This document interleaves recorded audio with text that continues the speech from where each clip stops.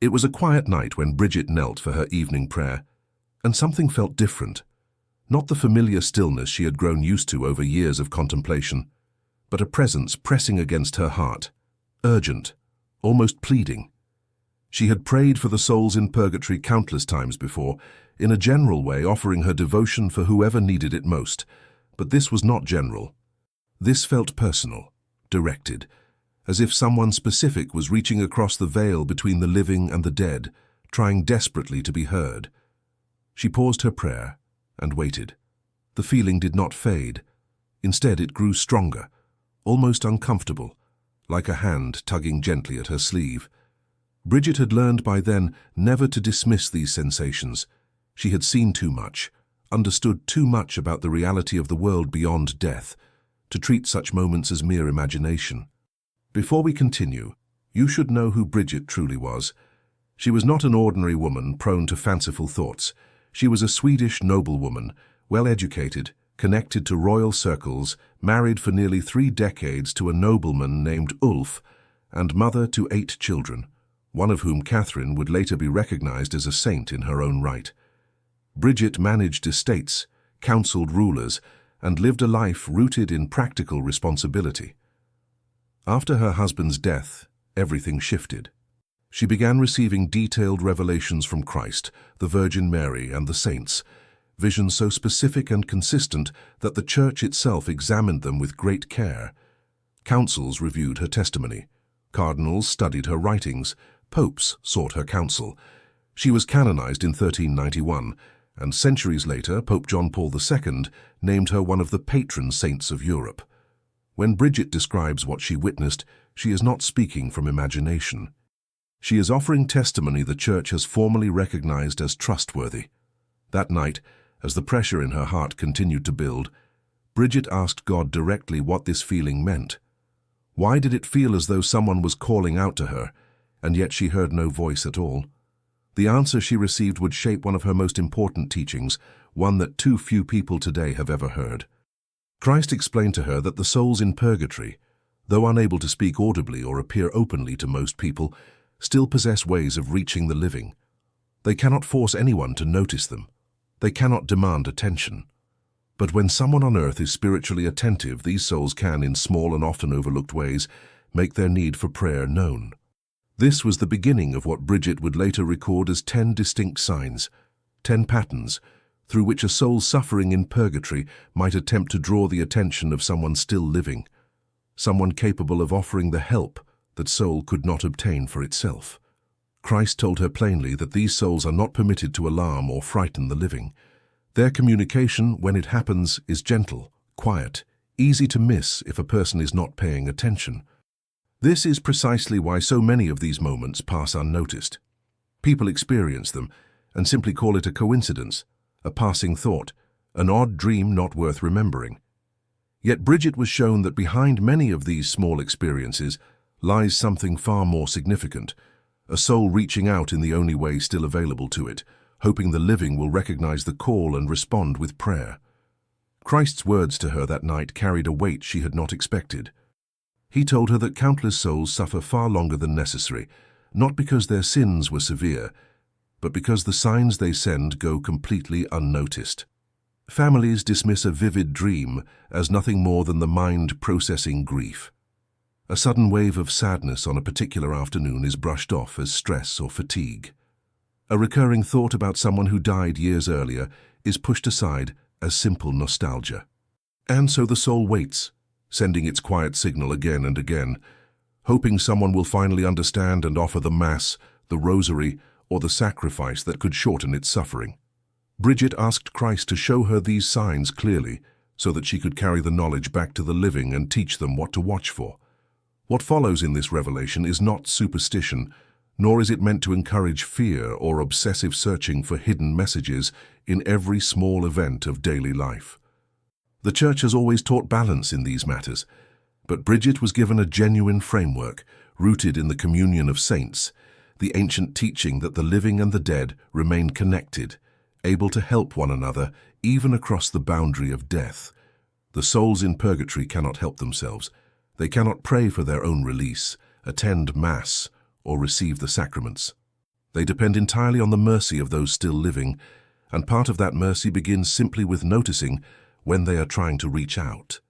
As the vision unfolded further, Bridget found herself shown scene after scene, ordinary people going about their daily lives, each one experiencing something small and easy to overlook, yet each one connected to a soul waiting quietly on the other side.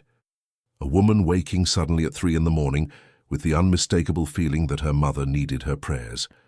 A man catching the scent of his late father's tobacco in a room where no one had smoked in years. A young widow finding herself unable to stop thinking about her husband every single day at the exact hour he had died. These were not random occurrences, Christ explained. They were invitations, quiet knocks on the door of the heart, waiting for someone to answer. Over the course of this revelation, we will walk through all 10 of these signs together, one by one, exactly as Bridget recorded them. Some will surprise you. Others may remind you of moments you have already lived through without ever realizing their true meaning. By the end, you will understand not only how to recognize when a soul is asking for your prayers, but also what you can do, simply and immediately, to bring that soul real and lasting relief. Because English carries this message across so many different countries and cultures today, I would love to know where in the world you are watching from right now. Take a moment and share it in the comments below, wherever you are joining us from tonight. Now, let us begin with the very first sign Christ revealed to Bridget, the sign so common that nearly everyone watching this has likely experienced it without ever understanding what it truly meant. The first sign Christ revealed to Bridget was the most common of all and also the most easily dismissed. It is the vivid dream, the kind that feels nothing like an ordinary dream at all. Most dreams fade within minutes of waking, blurry and disconnected, gone almost as soon as we open our eyes. But this kind of dream stays. It lingers for days, sometimes weeks, replaying itself in the mind with startling clarity. In it, the deceased person appears not as a distant memory, but as someone present, real, often looking tired, worried, or simply standing in silence watching. Christ told Bridget that when a soul in purgatory is granted permission to reach a living person through a dream, the dream carries a distinct quality. It does not feel like the strange, nonsensical wandering of ordinary sleep. It feels ordered, deliberate, almost like a visit. Bridget was shown a man who dreamed of his late brother 3 nights in a row, always in the same setting, always with the same expression of quiet longing. He woke each time with his heart pounding, unable to shake the feeling that his brother needed something from him. Christ explained that this repetition was not accidental. It was the soul patiently trying again and again, hoping this time the message would be received. When such a dream leaves you feeling not frightened but strangely moved to pray, Christ said, that feeling itself is part of the message. The second sign is a sudden and unexplained heaviness of heart, a wave of sorrow that arrives with no clear cause. Christ showed Bridget a young woman going about an ordinary afternoon, folding laundry, humming quietly to herself, when suddenly a deep sadness settled over her like a shadow passing across the sun. She had not been thinking of anyone in particular. Nothing around her had changed, yet the feeling was undeniable, heavy, specific, almost as though grief itself had entered the room. Later she would learn, through a small conversation with a relative, that the sadness had come at the exact hour her grandmother had once told her would be difficult for the family to bear. Christ explained that these unexplained waves of sorrow are sometimes the spiritual weight of a soul's suffering, reaching across the distance between worlds, brushing against a heart open enough to feel it. The third sign is thinking of someone at a very specific and meaningful moment, particularly around the anniversary of their death, or a date that held significance in their life together.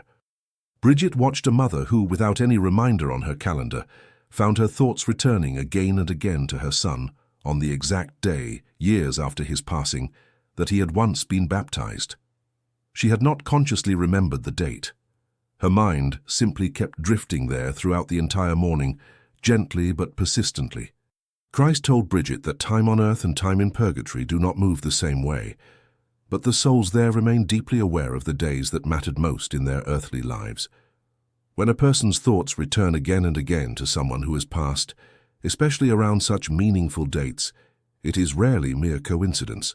It is often a soul, quietly present, hoping to be remembered in prayer on that very day. Before we continue to the next sign, I want to pause for just a moment.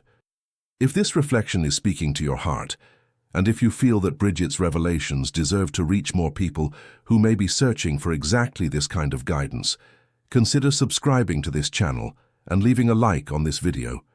It costs nothing, yet it helps this message travel further, reaching someone tonight who may desperately need to hear it.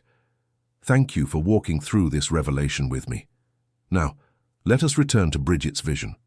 The fourth sign is the appearance of small, seemingly ordinary details connected unmistakably to the deceased. A particular scent that suddenly fills a room, a song playing unexpectedly that the person loved, an object once belonging to them turning up in a place it had never been before. Christ showed Bridget a widow sitting alone in her kitchen when out of nowhere the faint smell of her late husband's favorite pipe tobacco drifted through the air, though no one had smoked in that house for years. She sat frozen, tears filling her eyes, overwhelmed by a presence she could not explain. Christ told Bridget that such small sensory signs are among the gentlest ways a soul can reach the living, precisely because they cause no fear, only a tender ache of recognition. He explained that God permits these small mercies not to unsettle the living, but to awaken them gently, to remind them that the one who has passed is not simply gone, but waiting, hoping to be remembered before the altar and in prayer. Bridget asked Christ why these four signs in particular were so widespread, so common among ordinary people who had never studied theology or read a single page about purgatory. Christ answered that these forms of communication require the least spiritual sensitivity to notice, because they touch the most basic human experiences: sleep, emotion, memory, and the senses. Every person dreams. Every person feels sudden sorrow at times. Every person remembers important dates. Every person recognizes a familiar scent or sound. These are the doorways through which even someone unfamiliar with prayer for the dead might first begin to sense that something beyond ordinary explanation is happening. He told Bridget that these first four signs often serve as a gentle introduction, a soul's earliest and simplest attempt to be noticed. If the living person responds, even with a small prayer, even without fully understanding what is happening, the connection strengthens. The soul feels the relief of being remembered, and often, Christ explained, the signs become less urgent, quieter, because the need has begun to be met. But if these early signals go unnoticed, dismissed as nothing more than coincidence or the ordinary noise of daily life, the soul must wait longer, hoping for another opportunity, another dream, another wave of sorrow, another familiar scent carried on the air. Bridget wept as she considered how many of these moments she herself had once dismissed before she understood their true meaning. Christ told her plainly, "Tell them to pay attention. Tell them that the dead are not silent, even though they cannot speak. Tell them that love does not end at death, and that these small signs are proof that the bond between the living and the dead remains very much alive." With these first four signs now understood, Christ told Bridget that what remained ahead were subtler signs, requiring a deeper spiritual awareness to recognize, tied not to dreams or senses, but to the quiet movements of the soul itself during prayer. The fifth sign Christ revealed to Bridget was a strange restlessness that settles over a person during Mass or private prayer, a distraction that has nothing to do with the noise of the surroundings and everything to do with a name that will not leave the mind. Bridget was shown a man kneeling in a quiet chapel, trying to focus on the words of the liturgy, when the face of his deceased uncle kept rising before him, uninvited, again and again, no matter how hard he tried to redirect his attention back to the prayers. He assumed at first it was simple distraction, the kind everyone experiences during long periods of stillness. But Christ explained that not all distractions are empty, some are invitations. When a specific person's memory keeps interrupting your prayer, especially during the Mass, where the veil between heaven, earth, and purgatory grows thin, it is often no accident.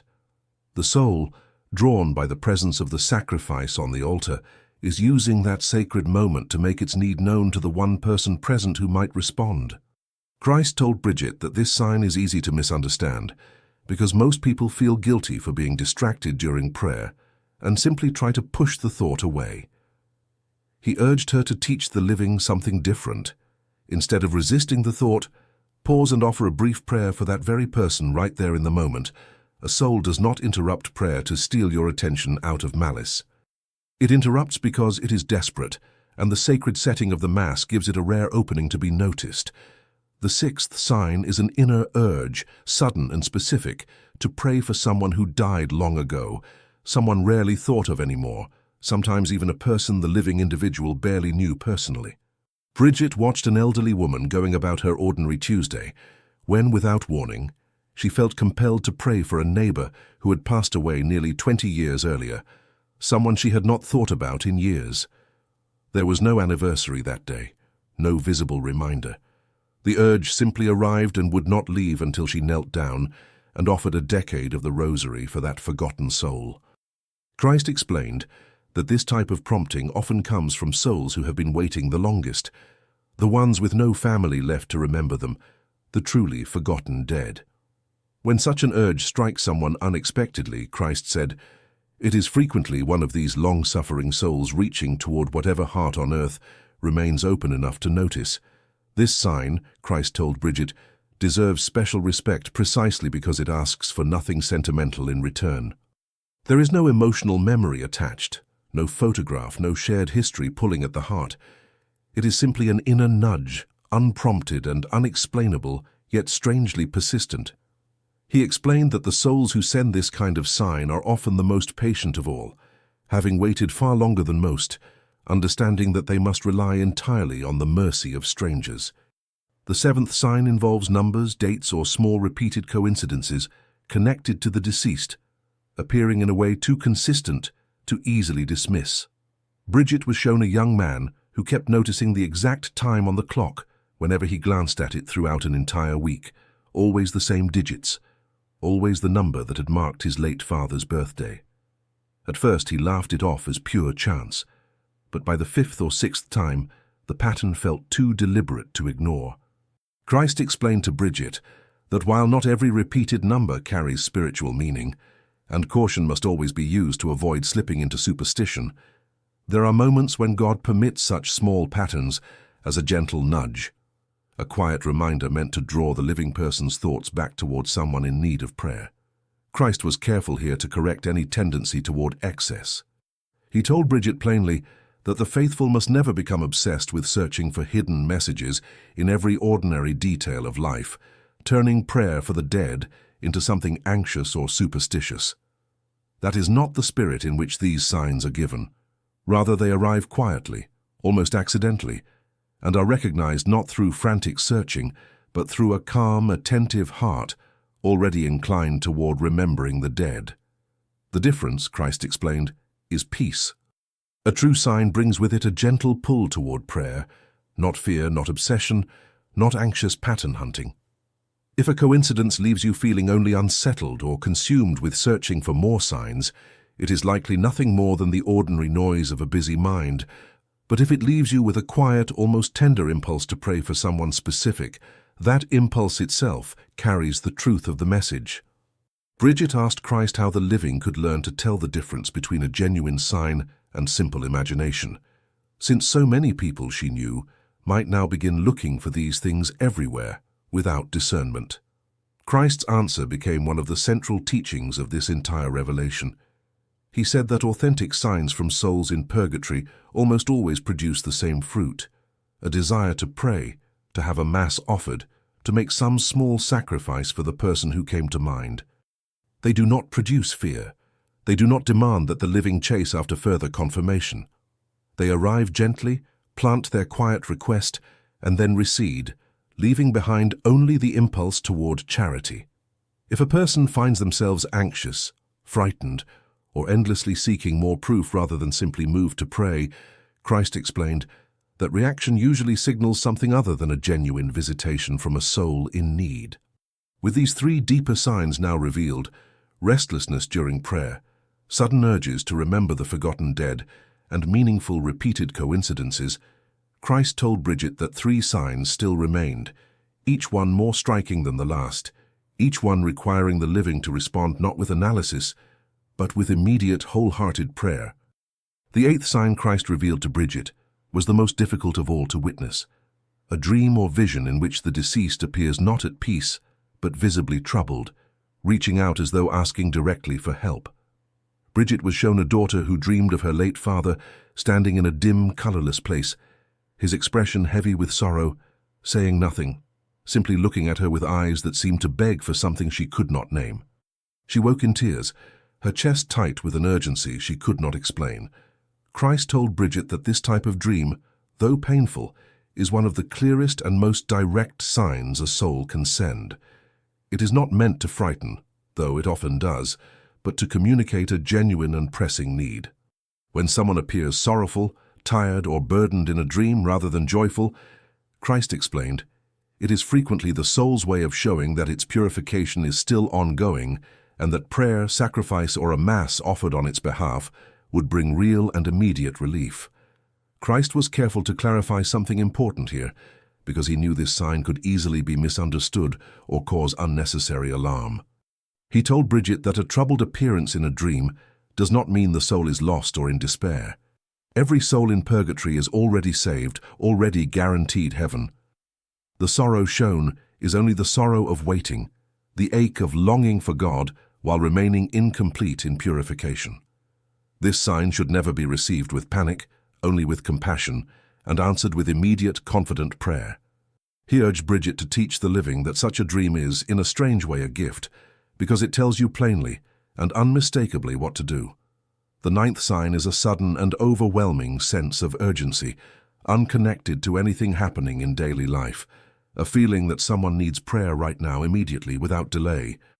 Bridget watched a man driving home from work who, without warning, felt an intense compulsion to pull over and pray for his deceased mother, a feeling so strong it startled him. He had not been thinking of her that day. Nothing had reminded him of her.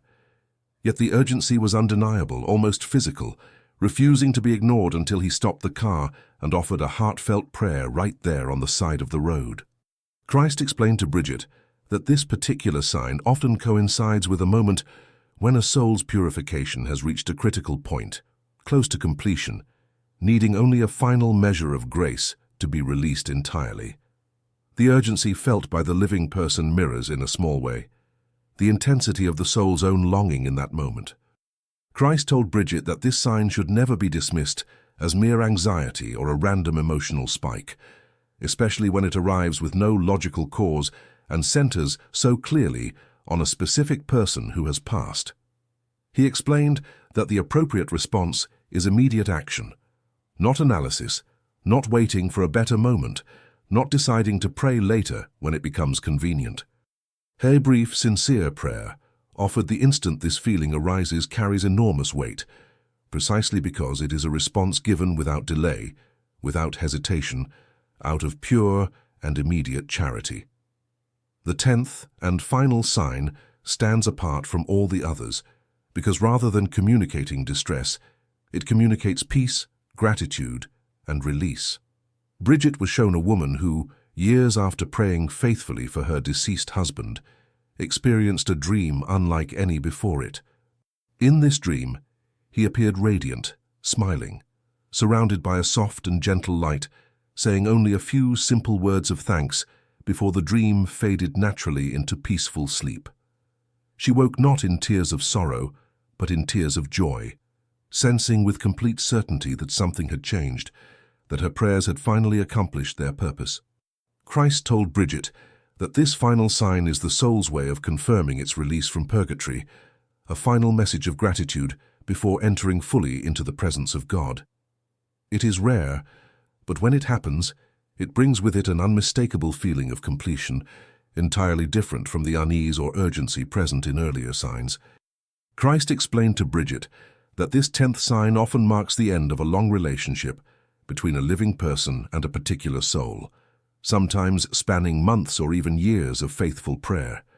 He told her that those who persist in praying for the same soul, even without any confirmation along the way, will very often eventually receive this final and beautiful sign, a quiet assurance that their patience and charity accomplished exactly what they had hoped for.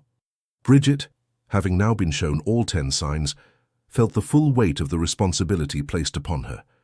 She understood that countless souls throughout history had likely reached out to the living exactly in these ways, only to have their signals go unnoticed, misunderstood, or simply forgotten by morning. She asked Christ what she should tell those who now understood these signs, but wondered how to discern them correctly in their own lives, wanting a clear and simple guide for putting this knowledge into practice, so that no genuine call from a soul in need would ever again be mistaken for nothing more than an ordinary and forgettable moment.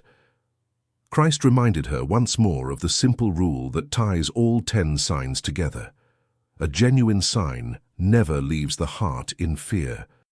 It leaves the heart moved toward charity, drawn gently toward a name, a face, a memory, and toward the desire to pray. Whether it comes through a dream, a sudden sorrow, a meaningful date, a familiar scent, a distraction during Mass, an unexplained urge, a repeated coincidence, a troubled vision, a wave of urgency, or finally a message of peace, the response asked of the living remains the same. Notice. Pause. Pray. Nothing elaborate is required, only a willingness to take the small nudge seriously, rather than letting it pass unanswered into the business of an ordinary day.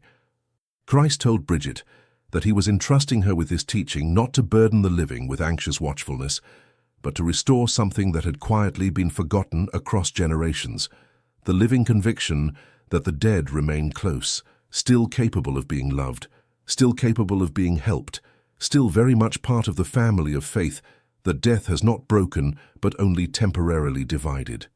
With this understanding settled in her heart, Bridget prepared to receive the final part of the vision, the practical response Christ wished every believer to carry forward whenever one of these 10 signs appeared in their own life. Christ now gave Bridget the practical response he wished every believer to carry with them, a simple plan for the moment any of these 10 signs appears.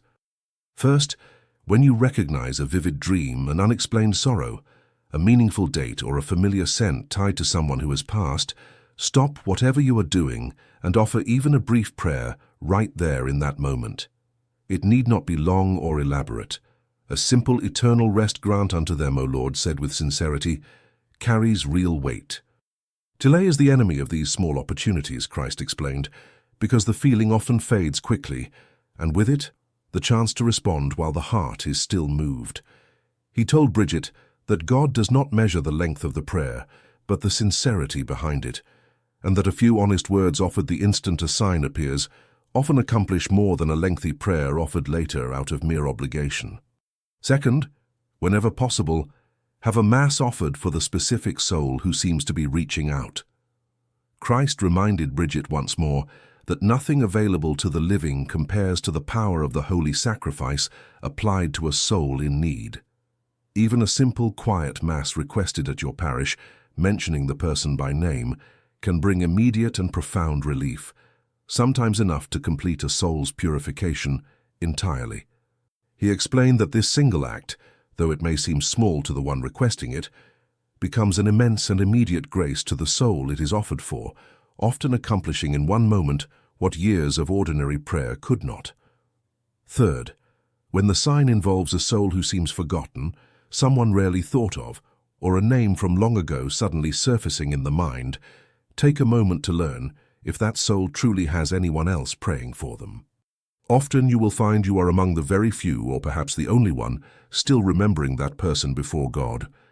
Christ told Bridget that these forgotten souls become the most devoted intercessors once released, grateful beyond words for finally being remembered after so long a wait.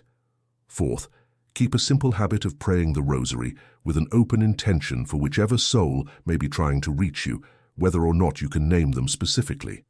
Some people find it helpful to dedicate one day each week entirely to this purpose, offering their prayer for whoever among the dead is in the greatest need of relief at that moment.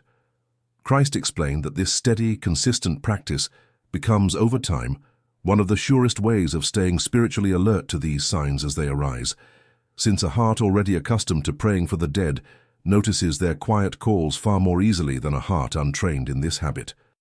Fifth, and this is essential, do not fall into anxious searching for signs where none exist. Christ was firm on this point throughout the entire revelation. The faithful should live with an open and attentive heart, not an obsessive one. If you begin to feel that you are hunting for hidden messages in every small event of your day, take a step back. True signs arrive on their own, gently, and are recognized by the peace and charity they produce, never by the anxious energy of a mind determined to find something meaningful in everything around it. Christ told Bridget that peace itself is the surest test of authenticity, and that whenever doubt or fear begins to outweigh the simple desire to pray, it is wiser to set the search aside and return instead to ordinary, faithful devotion for all the souls in purgatory as a whole. Before we bring this revelation to its close, I want to pause once more and simply say thank you for staying with this story until now. If Bridget's testimony about these 10 signs has touched you tonight, perhaps reminded you of a dream you once had, a wave of sorrow you never understood, or a small detail you brushed aside without a second thought, consider subscribing to this channel and leaving a like before you go. It helps this message reach someone else tonight, someone who may need exactly this reminder that their loved one has not been forgotten by heaven, even if the world moved on quickly. Bridget asked Christ one final question before the vision came to its end. "Lord," she said, "what happens to those who learn these signs and choose to respond faithfully every time one appears?" Christ's answer was gentle and full of promise. He told her that those who remain attentive to the dead in this way build, without realizing it, an entire circle of souls in heaven who will never forget the mercy shown to them. Every soul helped through a recognized sign becomes an intercessor, praying without end for the person who noticed, who paused, who chose to pray instead of letting the moment pass unanswered. Christ said that on the day of judgment, these souls will stand as witnesses, testifying to the mercy their friend on earth once showed them in a small, quiet, easily overlooked moment that could have gone unnoticed, but did not. Bridget was filled with peace hearing this, understanding at last the full weight of what she had been shown. She had come to this vision believing she understood how the living could help the dead, through Mass, through the Rosary, through sacrifice and almsgiving. But now she understood something more intimate still, that the dead reach back toward the living as well, in these 10 quiet ways, hoping only to be noticed, hoping only to be remembered, hoping only for a single moment of attention that could shorten years of waiting into days. If you have ever experienced a dream that felt too real to dismiss, a wave of sorrow with no explanation, a memory that surfaced at exactly the right moment, or any of the signs described tonight, do not let it pass unanswered. Say a prayer right now, wherever you are watching from. Offer it for whoever came to your mind while listening to this revelation. You may never know, in this life, whose suffering you helped shorten tonight. But heaven knows, and that quiet act of remembrance may become one day a friendship waiting for you on the other side of this life. Eternal rest grant unto them, O Lord, and let perpetual light shine upon them. May they rest in peace.